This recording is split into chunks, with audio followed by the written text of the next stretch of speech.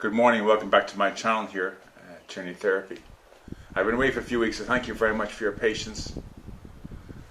I'd like to talk to you about what I've been writing about for the last number of weeks on my blogs, about how we can treat past trauma memory and even a past trauma event, PTSD, in as little as one session.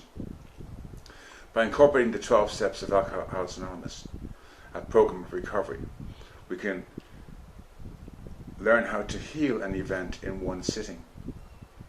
Now there's further on work after that, that's why the 12 steps are so important.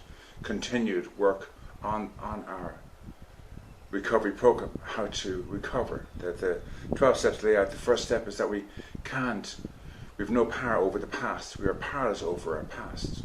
Any part of our past, whether it's this morning, the shirt outside the word this morning, I can't go back and change it to a blue shirt or to a red shirt or to a yellow shirt. This is the shirt I've chosen. Again, I can change it now, but I can't go back and change the act of putting the shirt on this morning. The same way with a past event that happened yesterday or last month or last year or 10 years ago. We can't go back and change that event. No matter how horrible it was, we cannot go back and change that event. When we get fixated on a past event, thinking in some way we can affect it, by working on it in the present, we cause our present lives to become unmanageable.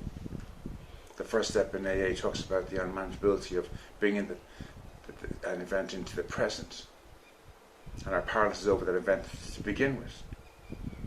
So the first step is about learning that we are powerless completely over the past event, and we have to stop going back and visiting it. I'm not saying we don't deserve vengeance or justice, but even were we to receive vengeance or justice for what happened, it wouldn't be enough. You imagine, whatever you suffered in your past event, I believe that when we suffer a past trauma event, we lose a sense of our innocence, whether it's as a child or as a grown man in a war and seeing what men can do to men, the horrors of war. Whatever the situation is, we lose a sense of innocence. We lose a loved one.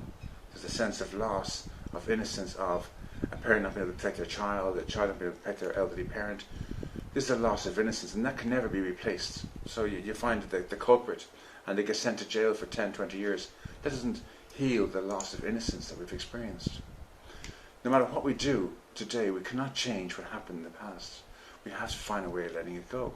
Now, if you're like me, the many times I prayed to God to clear out my demons and give me peace, and it never worked. And I came disillusioned with the fact there mustn't be a God. He doesn't care enough. I ask him to heal me and it doesn't work. But then I was told to read the Bible and understand how this works. The Bible tells us it's faith without works is dead. We can pray to God, but we have to do the work. We have to make the effort to change. We have to come with a whole different attitude to life, a whole different perspective, step out of the victim role and become part of the solution. And when we join forces with God, with the Holy Spirit, and we work together, we heal completely. So in my practice, I can take you through your event and help you to release it so you can sleep a peaceful night's sleep. But the following day, old behaviors, old habits, they have to change. The devil we know is better than the devil we don't know. So our old coping skills, we're comfortable with them. They may be harmful, but they're safe and they're comfortable. We know what they're like. We know how to deal, how to live in that space. So we have to change all those. And that requires work on our part.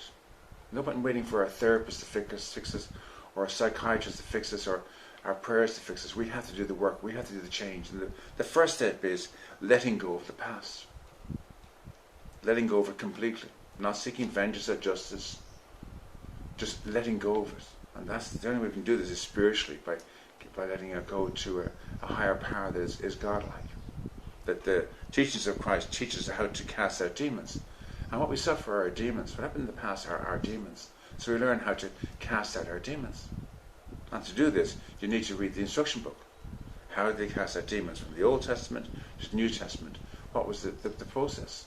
When you learn that process, you incorporate it with a practice like I use, the victory principle. And by combining these together, you get to cast out your demons. You know, going to bed and there's no nightmares, no flashbacks, no night terrors. You sleep a deep, peaceful sleep, you wake up like a new creation. But then you've got to maintain that separation from the past by starting a new life, creating new habits, new coping skills. You know, somewhere you're not visiting the past. So please, if you get a chance, go and look at my blogs on my website, Trinity Therapy, and read through these blogs. There's 4 or 5 of them. It'll help you to understand it better.